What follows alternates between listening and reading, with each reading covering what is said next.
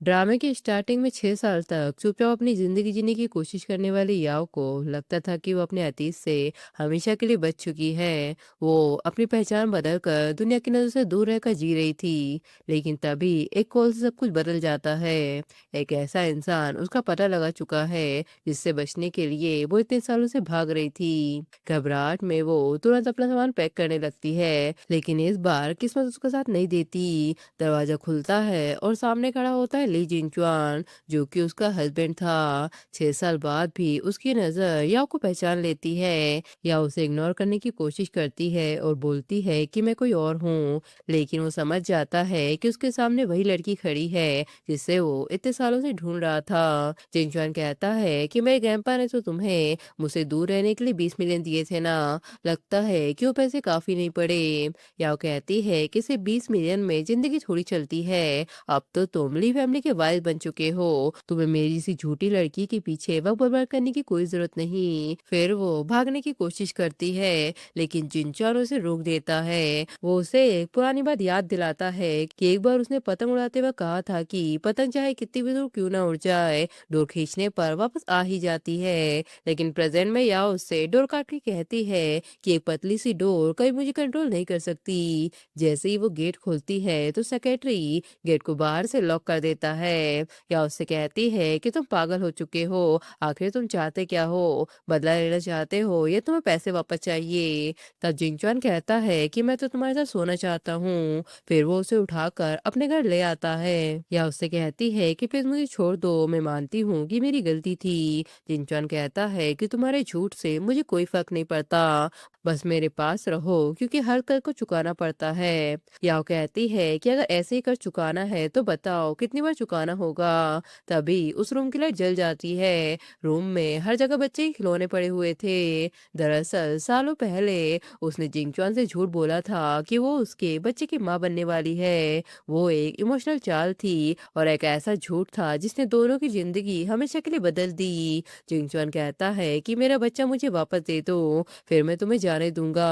याओ कहती है कि मैं प्रेग्नेंट नहीं हूँ, मेरा कभी कोई बच्चा था ही नहीं। जिंगचन कहता है कि पहले नहीं था तो क्या हुआ, फ्यूचर में तो हो सकता है। याओ कहती है कि इतनी सारी लड़कियां तुम्हारे साथ बच्चा चाहती हैं, फिर तुम मुझे ही क्यों बोल रहे हो। वो कहता है क्योंकि झूठ तुमने मुझसे बोले थे, इसलिए कीमत भी तुम्हें ही चुकानी पड़ेगी। तभी सेक्रेटरी उससे कहता है कि ग्रैंडपा नीचे आ गए हैं। या हंसकर कहती है कि तुम्हारे ग्रैंडपा तुम्हें ये सब करने नहीं देंगे। जिंगचुआन कहता है कि आज चाहे कोई भी आ जाए मैं रुकने वाला नहीं हूँ, और वो रोमांस को कंटिन्यू रखता है। तब ग्रैंडपा गुस्से में बोलते हैं कि ये शोर शराबा आखिर कब खत्म होगा, जिस पर जिंगचुआन नीचे आकर कहता है कि आप यहाँ क्यों आए।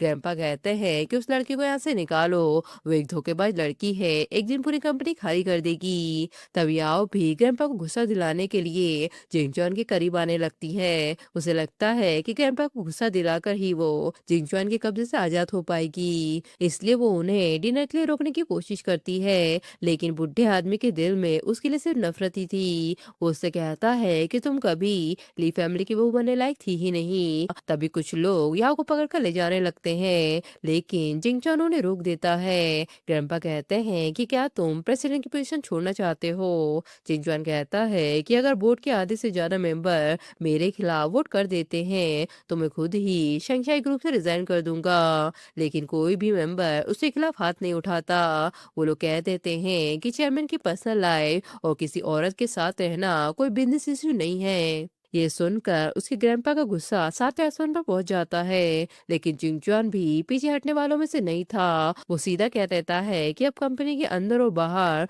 दोनों जगह मेरी मर्जी चलेगी। आखिरकार ग्रैंडपा को वहां से ले जाया जाता है, लेकिन जाते जाते वो जिंगचुआन को एक वार्निंग देते हैं कि तुम्हारी एंगेजमेंट की उम्र हो गई है, किसी लड़की के लिए तुम्हें अपना फ्यूचर नहीं बर्बाद करना चाहिए। फिर सबके जाने के बाद वो याओ से कहता है कि मेरे ग्रैंडपा का सहारा लेकर तुम बचकर नहीं निकल सकती। याओ कहती है कि अब तुम्हारी एंगेजमेंट होने वाली है, फिर भी मेरे पीछे क्यों पड़े हो? जिंगचुआन कहता है कि मेरी एंगेजमेंट से तुम्हें क्या प्रॉब्लम है? याओ कहती है कि तुम्हें तो चाहते थे कि मैं तुम्हारे बच्चे की माँ बनूं। जिंगचुआन कहता है कि तुमसे बच्चा होना और मेरी एंगेजमेंट दोनों अलग बातें हैं। वो कहती है क्या तुम चाहते हो कि तुम्हारा बच्चा भी तुम्हारी तरह बने? जिंगचुआन कहता है कि हाँ, तुम्हारा बच्चा इसी लायक है। तब याओ को गुस्सा आ जाता है और वो उसे थप्पड़ मार देती है, जिस पर जिनचॉन उसे ले जाकर बांध देता है। वो कहता है कि यही तुम्हारी बात न मानने की सजा है, जब तुम शांत हो जाओगी तब मैं तुम्हें खोल दूंगा। कुछ देर बाद जिनचॉन खुद ही उसी केयर करने लगता है। वो उसे खाना खिलाता है और पहले की तरह टाई बंधवाने की कोशिश करता है। तब याओ उससे पूछती है कि क्या तुम सच में 6 साल पुरानी वाली बातें नहीं भूले? तब वो मानता है कि उसे सब कुछ याद है। उसके बाद वो ऑफिस जाने लगता है और जाते वक्त वो मजाक में गुड बाय किस मांगता है, जिससे याओ और भी ज्यादा इरिटेट हो जाती है। फिर वो चुपके से फोन पर एक बच्चे डोडो से बात करती है। तब डोडो भी उसे मम्मी कहकर बुलाती है। तब ये बात जिंगजॉन भी सुन लेता है। वो उससे सीधे पूछता है कि वो बच्चा कौन है, क्या वो हमारा बच्चा है? लेकिन याओ साफ मना कर देती है। वो कहती है कि उनका कोई बच्चा नहीं है। जिंगचुआन कहता है तो वो बच्चा किसका है? याओ कहती है कि बस इतना समझ लो कि वो तुम्हारा तो नहीं है। तब जिंगचुआन उसे पानी के टब में डाल देता है। वो कहता है कि मैं खुद ही सच पता लगा लूंगा। थोड़ी देर बाद जिंगचुआन को पता चलता है कि याओ के पैर की चोट में इन्फेक्शन हो गया और उसे तेज बुखार भी है। बुखार की हालत में याओ उसकी बेरुखी देखकर उदास हो जाती है और उसे याद दिलाती है कि जब भी तुम बीमार पड़ते थे तो मैं तुम्हारा कितना ख्याल रखती थी। तब जिनचान उसकी चोट पर पट्टी बांधकर बोलता है कि क्या सच में हमारा कोई बच्चा है? याओ कहती है कि अगर होगा तो क्या तुम उससे मिलना चाहोगे? फिर वो उसे एक एड्रेस दे देती है और कहती है कि उसने बच्चे को अपनी एक दोस्त के पास छोड़ रखा है। तब जिनचान वहां पहुंचकर बच्चे को ले जाने की बात करता है, लेकिन वहां उसे पता चलता है कि वो बच्चा तो कोई और ही है। ये देखकर उसे यकीन हो जाता है कि याओ ने फिर से उसे धोखा दिया। तभी उसे खबर मिलती है कि याओ फिर से उसके घर से भाग गई। दोस्तों याओ अपनी बेटी से फोन पर बात करती है और उसे समझाती है कि वो बहुत ही जल्द उसके पास वापस आ जाएगी। तब उसका दोस्त यांग उसे तसल्ली देता है कि डोडो उसके साथ बिल्कुल सेफ है। वो याओ को कुछ दिन छुप कर रहने की सलाह देता है क्योंकि जिनचान के आदमी उसे हर जगह ढूंढ रहे थे। फिर हमें दिखाते हैं कि ग्रैंडपा याओ को जिंगचुआन की रिकॉर्डिंग सुनाते हैं। वो कहता है कि बच्चे में मेरा खून है, इसलिए मैं उसे अपने पास रखूंगा, लेकिन याओ जैसी चालाक लड़की को तो कुछ पैसे देकर हमेशा के लिए दूर भेज देना चाहिए।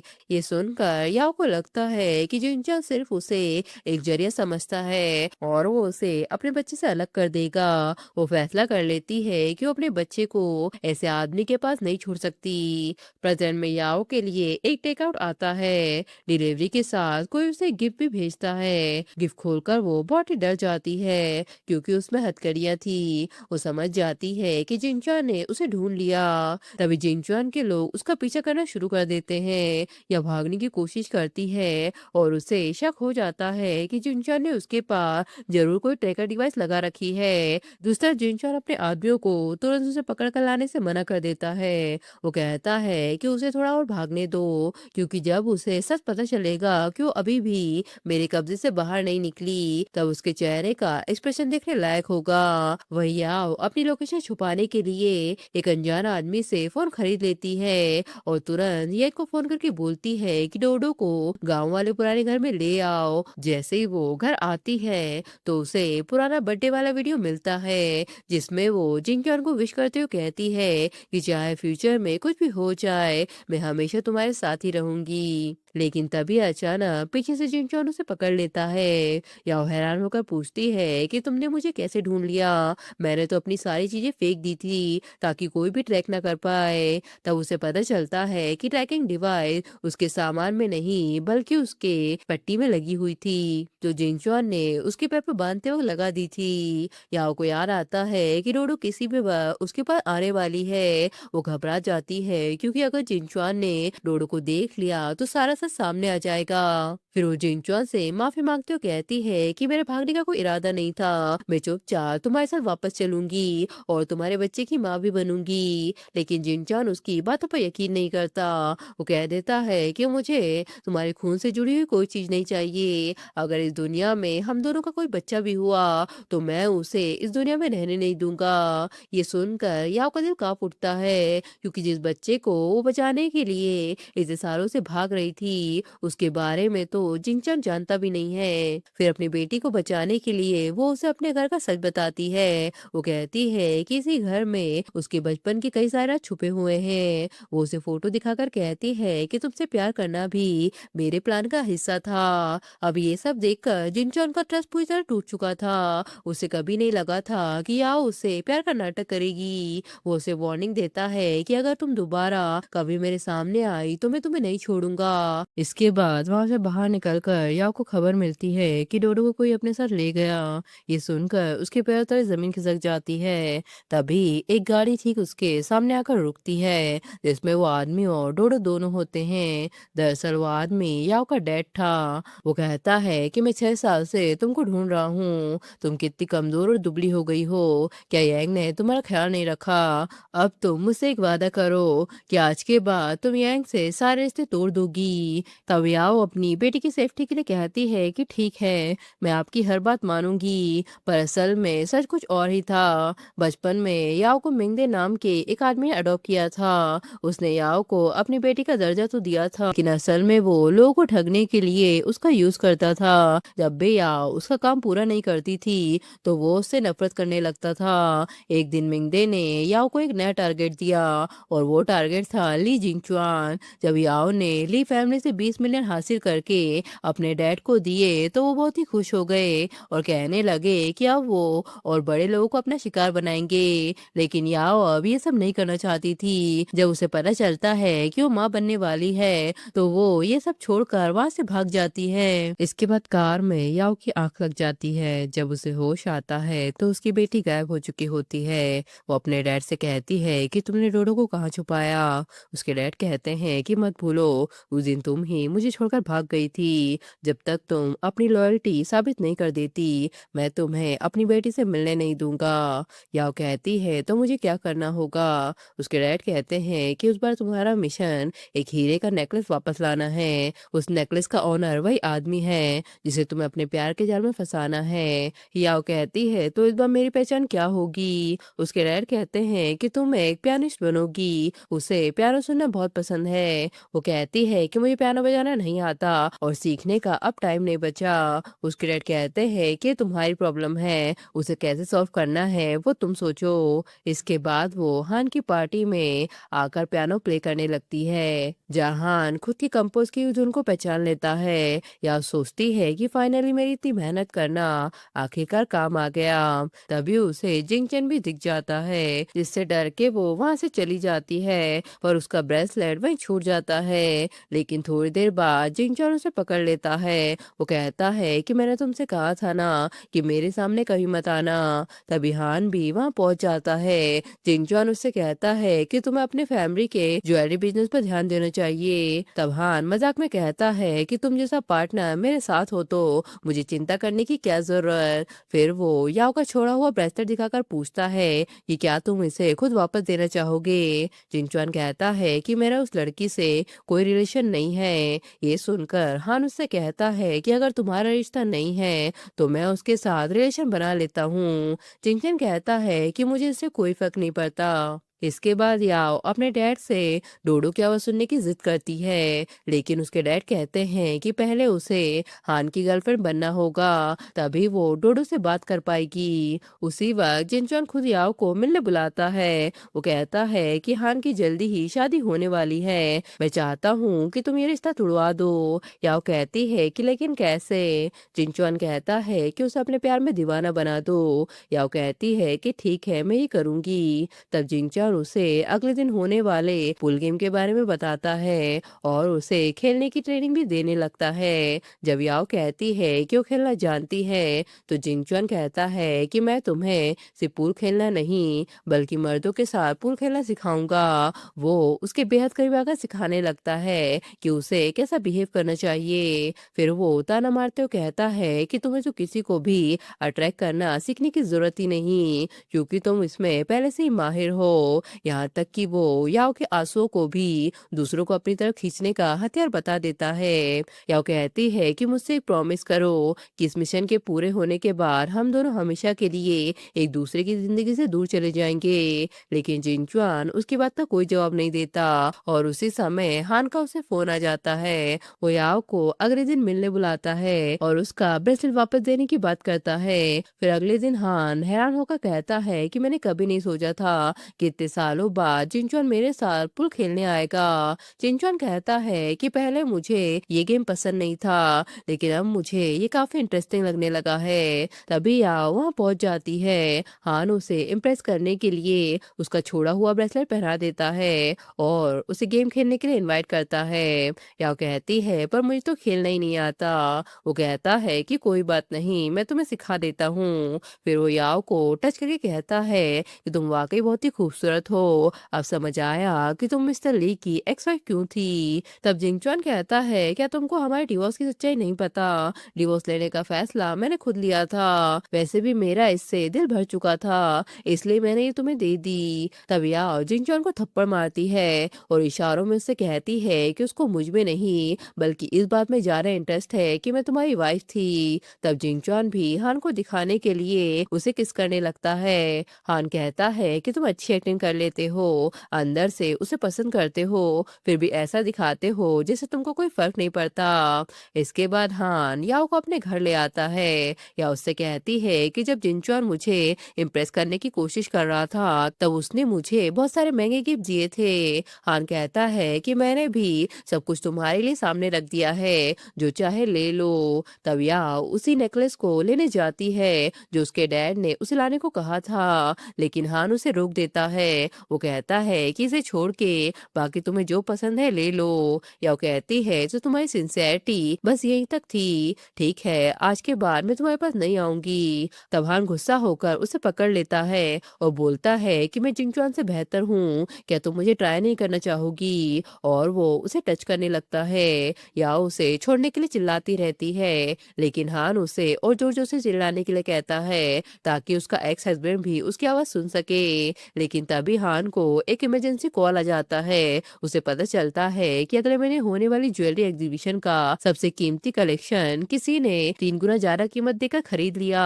इस वजह से उसे तुरंत वहां से जाना पड़ता है और या उससे बच जाती है। लेकिन इस इंसिडेंट से वो अंदर तक हिल जाती है। तब जिनचुआन उसे मिशन पूरा होने की बधाई देता है। या वो कहती है कि कौन सा मिशन वो तो बीच में ही चला गया था।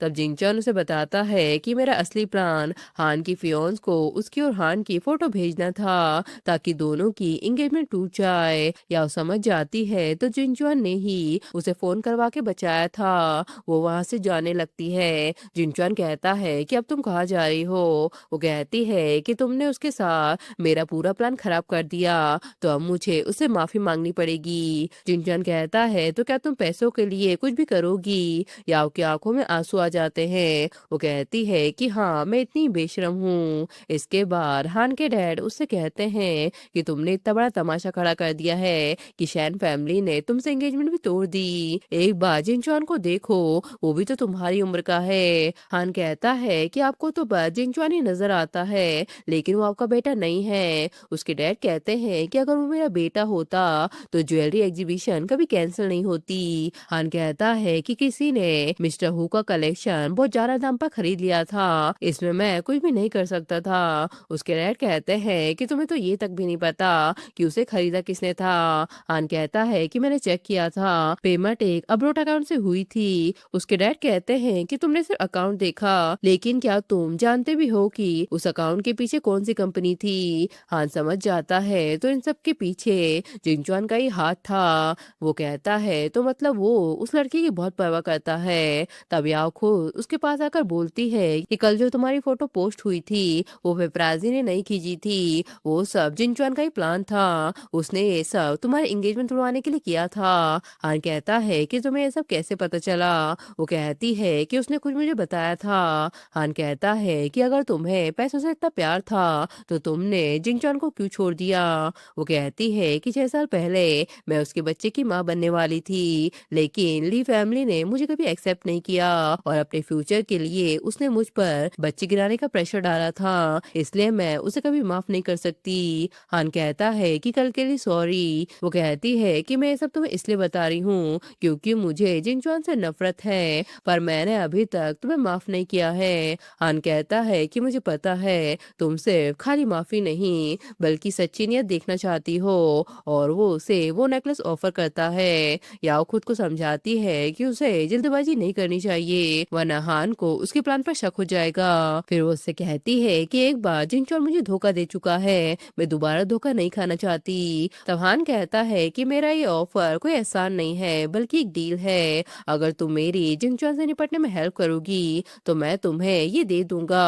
तब याओ कहती है तो मुझे क्या करना होगा? वो कहता है कि तुम्हें मुझसे एंगेजमेंट करनी होगी, एंगेजमेंट वाले दिन मैं सबके सामने ये नेकलेस तुम्हें गिफ्ट करूंगा। याओ कहती है कि तुम ये सब क्यों कर रहे हो? हान कहता है कि जब जिनचुआन अपनी आंखों के सामने तुम्हें किसी और का होते हुए देखेगा तो अंदर ही अंदर टूट जाएगा, उससे बदला लेने का इससे बेहतर तरीका हो ही नहीं सकता। तब याओ उस डील के लिए हाथ मिला लेती है। दूसरा जिंगचुआन को हान की एंगेजमेंट का इनविटेशन मिलता है। उसका असिस्टेंट कहता है कि ये तो साफ साफ आपको चैलेंज करने जैसा है। कुछ देर बाद वैन फैमिली की एंगेजमेंट शुरू हो जाती है। हान या उसे कहता है कि मैंने तो सोचा था कि जिंगचुआन जबरदस्ती यहाँ घुस आएगा, लेकिन अफसोस कि वो नहीं आया। मैं तो उसके चेहरे का हाल देखना चाहता था।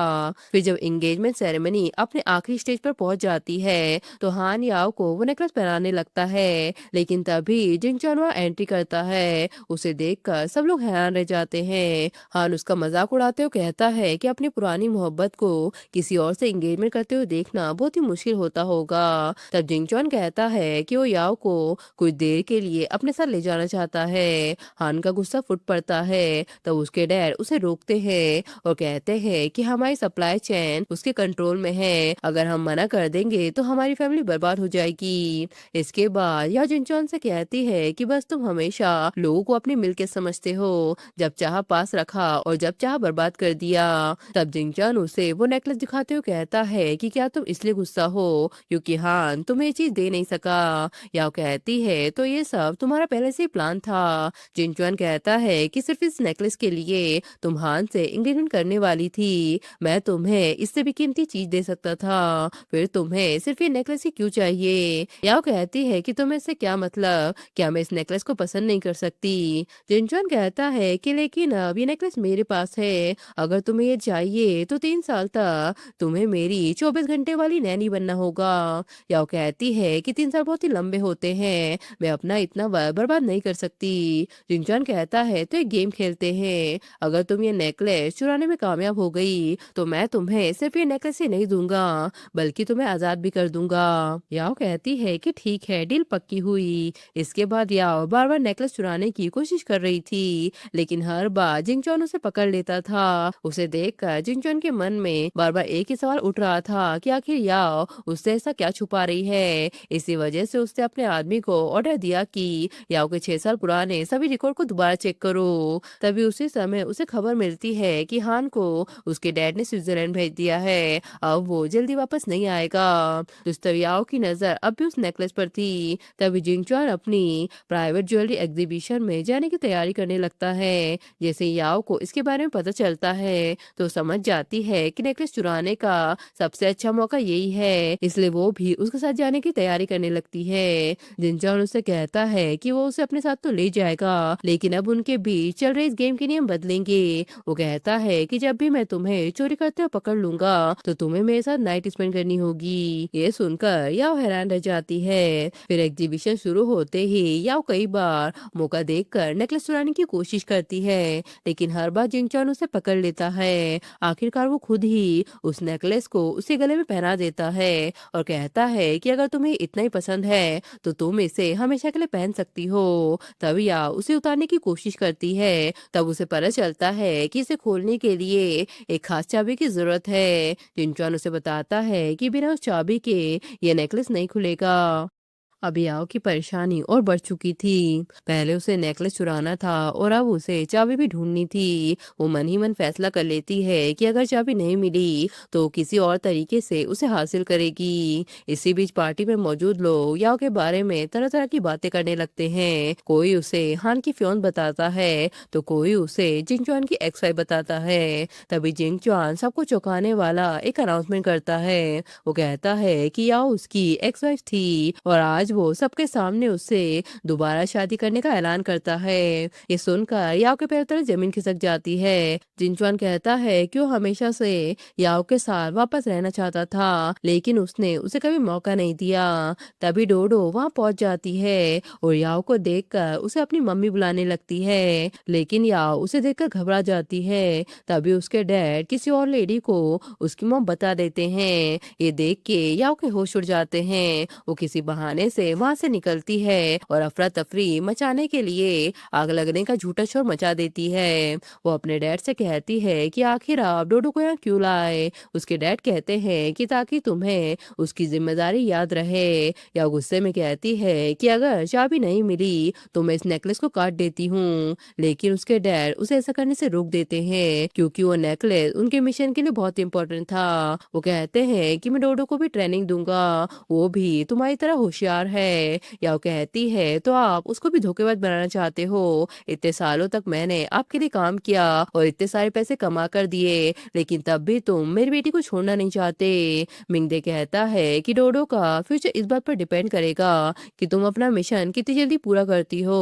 इसके बाद सेक्रेटरी जिनचुआन को बताता है कि जो छोटी बच्ची को लेकर आया था उसका नाम मिंगदे है और उसकी एक ज्वेलरी कंपनी भी है लेकिन उस कंपनी की हिस्ट्री इतनी साफ है कि देखकर शक होता है कि जैसे सब कुछ जानबूझकर छुपाया गया हो। जिनचुआन कहता है कि ठीक है उस आदमी के बारे में पूरी डिटेल निकालो। तभी डोडो को देखकर उसका मन इमोशनल हो जाता है। वो सोचता है कि अगर उसकी बेटी होती तो शायद वो भी उसकी उम्र की होती। वो प्यार से डोडो से पूछता है कि क्या वो अपनी मम्मी से बिछड़ गई हैं। तब डोडो हाँ में सर हिला देती है। तब वो उससे उसकी मम्मी को ढूंढने का वादा करता है। होटल के रजिस्ट्रेशन सिस्टम से वो उसके घर वालों की इंफॉर्मेशन निकालता है। उनमें से एक लेडी कहती है कि आप दोनों बिल्कुल बाप और बेटी जैसे दिखते हो। अगर सच पता ना होता तो मुझे यही लगता कि आप ही उसके डैड हैं। तभी वहां डोडो को लेने के लिए मिंगदे आ जाता है। तब वो जिनचुआन को एक छोटा सा बैलून गिफ्ट करती है और कहती है कि ये बैलून मेरी तरफ से आपका साथ देगा। जिंगचुआन भी उससे अलग होकर सैड हो जाता है। डोडो प्यार से उसे गुड बाय कहकर चली जाती है। इसके बाद सेक्रेटरी उसे बताता है कि मिंगदे कोई बिजनेसमैन नहीं है बल्कि वो एक प्रोफेशनल ठग है। या असल में उसकी सगी बेटी नहीं है बल्कि उसकी गोदली बेटी है। तभी जिनचुआन के पास एक वीडियो आता है जिसमें याओ उससे बचाने के लिए हेल्प मांग रही होती है। फ्लैशबैक में दिखाते हैं कि ये मिंगदे के आदमियों से बचकर याओ के पास आ जाता है। वो उसे बताता है कि इस पूरे इलाके में लगभग सभी लोग मिंगदे और जिंगचुआन के कंट्रोल में हैं। याओ कहती है कि मेरे पास एक प्लान है और वो जानबूझकर अपना किडनैप करवाती है और वो उस नेकलेस को भी कटवा कर उतार देती है। वो अपने डैड से कहती है कि मुझे चाबी मिल गई लेकिन लगता है कि जिंगचुआन को हमारे रिश्ते का पता चल गया, जल्दी से आकर मुझे ले जाइए। जैसे ही उसके डैड वहां आते हैं तो नेकलेस को देखकर खुश हो जाते हैं लेकिन इस बार जिनचुआन मिंगदे को पकड़ लेता है और कहता है कि इतने सालों से जो आदमी पर्दे के पीछे रहकर याओ को अपने इशारों पर नचा रहा था वो तुम ही थे। तुमने याओ को बचपन से धोखा देना और लोगों की फीलिंग्स का फायदा उठाना सिखाया और उसे एक मोहरे की तरह यूज किया। तब खुद को बचाने के लिए मिंगदे सारा ब्लेम याओ पर डालने की कोशिश करता है। वो जिंगचुआन से कहता है कि नेकलेस चुराने की प्लानिंग असल में याओ की थी लेकिन जिंगचुआन उसे बताता है कि उसे इस नेकलेस से कोई मतलब नहीं। मुझे तो इस बात का दर्द है कि तुमने मुझे धोखा देने के लिए याओ का यूज किया। मिंगदे कहता है कि ये सब याओ की साजिश है। उसकी एक बेटी है जो यांग और उसका खून है। हम दोनों को उसने बेवकूफ बनाया। दुष्टर यांग याओ से कहता है कि मैंने डोडो को अपने साथ ले लिया है, तुम मुझसे हमारी हमेशा वाली जगह पर मिलो।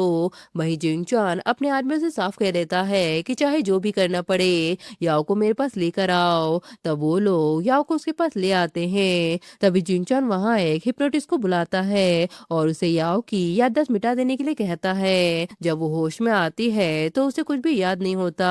उससे पूछती है कि तुम कौन हो। तब जिंगचुआन उससे बोलता है कि मैं तुम्हारा हस्बैंड हूँ। लेकिन याओ को वो जगह बिल्कुल भी पसंद नहीं आती। वो कहती है कि मुझे यहाँ डर लग रहा है। इस पर जिंगचुआन उसे तसल्ली देते हुए कहता है कि कोई बात नहीं, मैं तुम्हें एक सुरक्षित जगह पर ले चलूंगा। इसके बाद जिंगचुआन याओ को फ्लावर देता है, पर याओ उसे देखते ही डर जाती है और बार बार उससे दूर जाने की भीख मांगने लगती है। लेकिन जिंगचुआन उसे शांत करते हुए कहता है कि अब उसे किसी बात से डरने की जरूरत नहीं, क्योंकि वो हमेशा उसके साथ रहेगा। कुछ समय बाद डॉक्टर उसे बताते हैं कि याओ पर हुआ हिप्नोसिस का इफेक्ट अब पूरी तरह से स्टेबल हो चुका है और अब उसके साथ ऐसा दोबारा होने की कोई पॉसिबिलिटी भी नहीं है। तभी यांग याओ को जिंगचुआन से दूर ले जाने की कोशिश करता है, लेकिन हिप्नोसिस की वजह से याओ उसे पहचान ही नहीं पाती। तब जिंगचुआन उसे धक्का देकर बोलता है कि आदमी पागल है, तुम्हें उससे डरने की कोई जरूरत नहीं। इसके बाद वो यांग को भी बांध देता है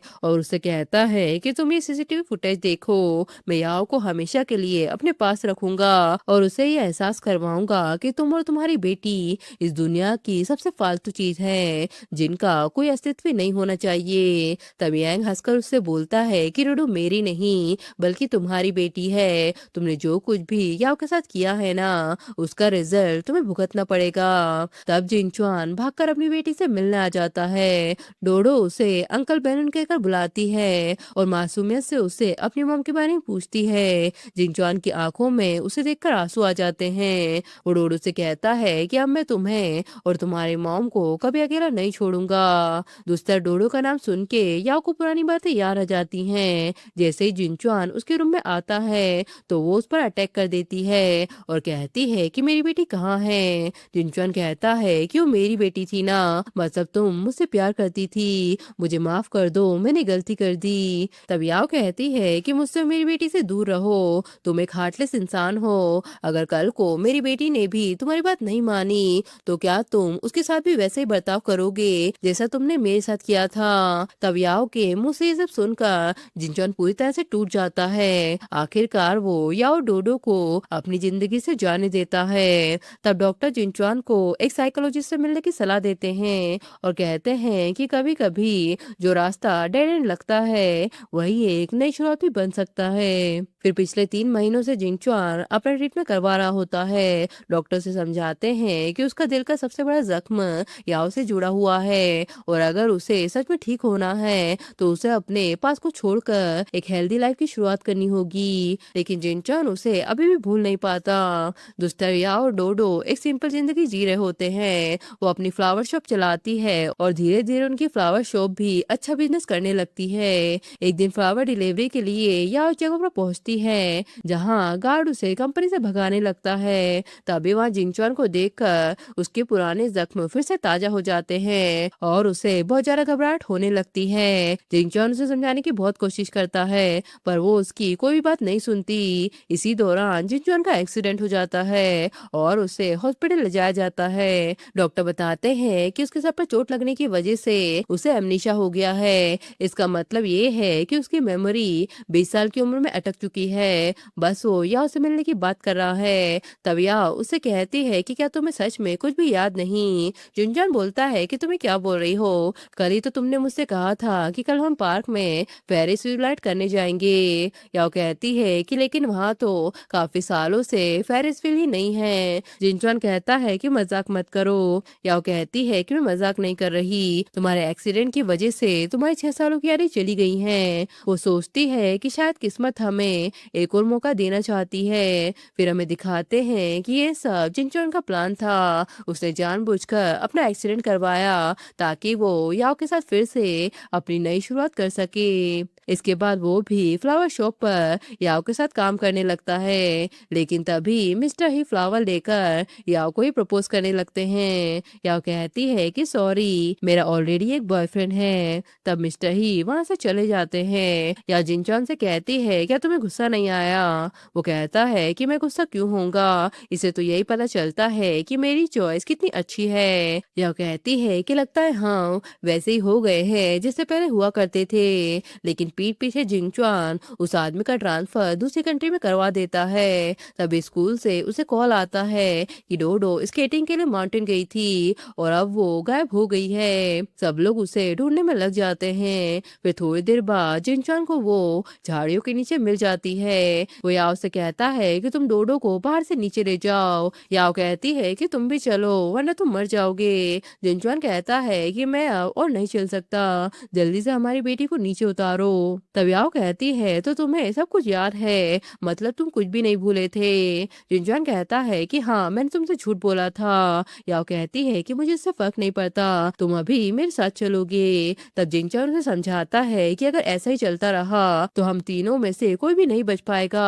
तभी याओ अपनी बेटी को लेकर वहां से निकल जाती है। तब रेस्क्यू टीम उसकी बेटी का ट्रीटमेंट करने लगती है। याओ कहती है कि मुझे जिंगचुआन को बचाना है, पर वो खुद वहां बेहोश होकर गिर जाती है। जब उसे होश आता है तो उसके दिमाग में से जिंगचुआन का ख्याल चल रहा होता है। तभी उसे एक नोट मिलता है जिसमें जिंगचुआन लिखता है कि मैं फ्लावर शॉप पर तुम्हारा इंतजार करूंगा। फिर वो वहां ग्रूम बनकर याओ का वेट करने लगता है। तभी याओ भी वहां ब्राइड बनकर आ जाती है। वो कहता है कि मैं गलत था, मुझे लगता था कि प्यार से बांध कर रखता है, पर असल में प्यार हमें महफूज रखता है। मैं वादा करता हूँ कि चाहे कुछ भी हो जाए मैं तुम्हारी हमेशा हिफाजत करूंगा और तुम्हारा सहारा भी बनूंगा। याओ कहती है कि पहले मुझे भी लगता था कि प्यार एक बोझ है और घर सिर्फ एक खूबसूरत धोखा है। इस गलतफहमी की वजह से हम लोग अलग हो गए थे और हमारे इतने साल बर्बाद हो गए। अब मुझे समझ आया कि तुम वही अपने हो जिसके लिए मैंने हमेशा से दुआ मांगी थी। फिर सब लोग साथ में सेल्फी लेते हैं और इसी के साथ ये ड्रामा भी यही खत्म हो जाता है।